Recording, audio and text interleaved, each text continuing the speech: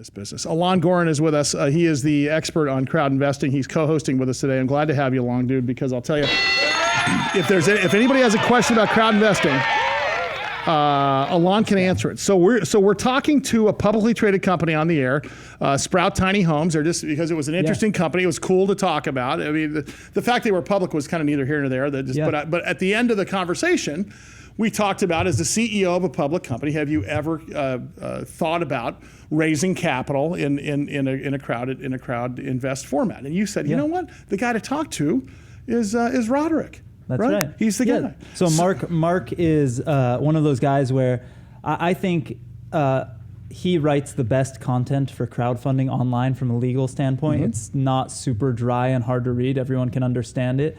And he is one of those guys where you see him speak at the conference and you think, I want that guy to be my lawyer when I do this. Well, guess what? Here he is. See, and now in 60 million TV homes, 150 radio stations, and now Armed Forces Radio Network gets to hear the wisdom of attorney Mark Roderick, and I get to get his free advice because it's my show. Mark, great to have you along, man. How are you? Thanks for. Yeah, wait a second. Who said this was going to be free? Yeah, clearly you've been roped. Hey, first of all, thanks for being generous with your time at the last minute, but. This is how live TV and radio works. As a guy that's been in investment banking, for a big part of my life before I got into TV and radio, and then now that I run an equity growth fund, on the side, so to speak. Most people don't know I spend my morning hours there. I spend my afternoon hours here. What's interesting here is compliance. Still have your nights totally available to work. Exactly right. Compliance is always an issue, especially dealing with publicly traded companies, FINRA, the SEC, so on and so forth. And our audience ranges from, guys that are still understanding what it means when I say the Dow Jones is up 10 points today, and there's also the highest technical traders. Talk about the changes that have happened in the last 5 years with respect to compliance, allowing us to even be able to do crowdfunding.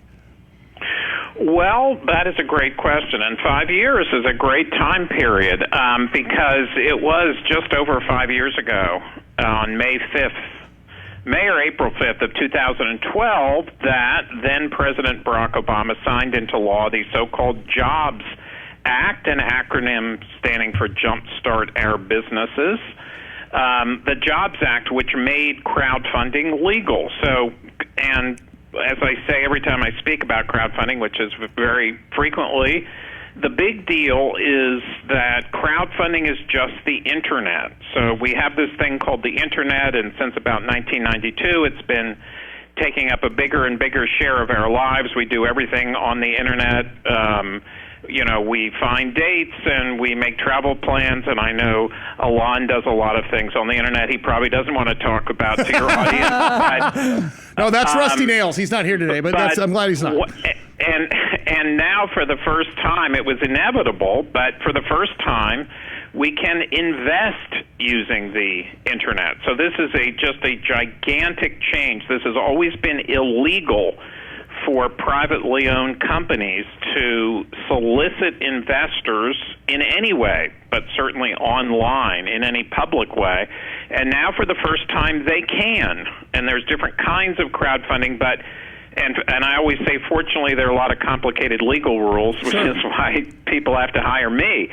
But the big picture is the change in compliance is for the first time in the 85-year history of our securities laws, you can do this stuff online these days. Just a huge, huge change. Well, let's talk about, so the Jobs Act created something called Reg A+, and Reg A+ sort of opened the door for companies to go public. Now, from where I'm sitting, when as Alon is teaching us about equity crowdfunding and debt crowdfunding and of course reward crowdfunding, then there is the sort of the IPO sort of crowdfunding, or I guess what they call the ICO now, if I'm not mistaken. Is that the same thing? I would say that the IPO type is the Reg A+.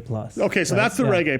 Yeah. Talk about existing companies. Let's say you have a manufacturing company in the private sector, Mark, that's looking to do a Series B round of financing. And for my audience that doesn't understand that, it means they're already started, they're off and running, now they need extra money to keep going. It's sometimes a working capital or an expansion sort of round.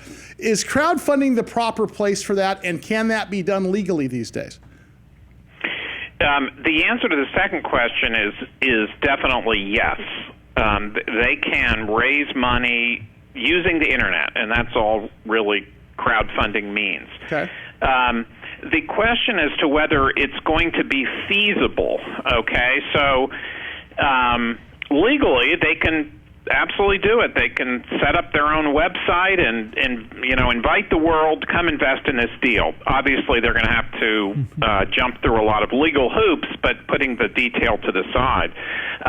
So they can do it. And you know how many websites there are in the world? There are a lot. And a lot of them have the kind of pictures that people like Alon, sign up to see. Wow. And so you're competing with a billion websites, right? So that's where the feasibility comes in, right, Mark? You can do it legally, but can you attract an audience? So that kind of company. Well, but hang on a second. Hang on a minute. So, but that would lead me to my next question. How can anybody attract an audience? I mean, let's say you have this guy that created this new thing called a flip phone back in 1985. Okay, or 1995 rather, and it seems to be taking off. And it seems to be interesting. I mean, how can anybody create visibility? What does it take? What I like to tell people that don't know sort of the marketing side of the crowdfunding world is that the easiest litmus test is if you can create a Facebook ad and sell your product through a Facebook ad on the internet, there's a very good chance it's a prime candidate for crowdfunding. No kidding. If you can't do that, then you have to rework the way you approach it. So there's criteria. So you need. It's really there's a criteria-specific method in which you want to decide whether crowdfunding is, because it's not for everyone. Then basically, it's for a specific sort of type of deal region. In other words, there's certain companies that are never going to be able to raise money that way. Probably, but if you don't fit that mold, there's probably a different approach to use the regulation to still save you a ton of money and not go public the old-fashioned way. Mark, do you have a comment on that? Well, I would. What Alon just said about Facebook likes is exactly what I would have said. But we're talking about short term this year. It's just the internet. Crowdfunding is just the internet. In 5 years, anyone who wants to raise money for anything will think about crowdfunding first. They won't call it crowdfunding anymore because it'll just be so normal. It will be like, well, how are you going to book your next vacation? We just had that conversation. Everyone assumes you're going to do it through an online service. It's not. You don't have to say that anymore. So in 5 years, everyone's going to do it that way. Today, because the investor community, people like your listeners and you and me, this is all new to us. So not that many people are aware of it. Not that many people have signed up. And that's why for a company to do it today, there has to be some sizzle, some sexiness, some story. But that's going to change over time as investing on the internet just becomes the normal way of investing. I real quickly, and I literally have a minute left here.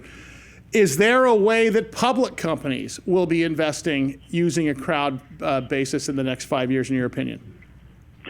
Well, public companies can do it already because they've filed with the SEC. They're public, and so they can advertise offerings, and they do advertise offerings. Crowdfunding is really for the smaller companies that don't have that reach, and now for the first time in history can reach virtually every investor in the world. Mark, here's the deal. Here's your problem, buddy. Now that I've got your number, I'm using you almost every day. So now you're going to be on TV and radio every day for the low price of free. His name is Mark Roderick. And pull up, what is the website again for us? FlasterGreenberg.com. There it is right there. Just like that, FlasterGreenberg.com. Mark, thanks so much for your time. I appreciate that. Coming up, I have to talk about the goings on in the regular world, so James Hurst is going to join us. Alon, Sully, BigBiz Show. Stand by. Wow, wait a second, man.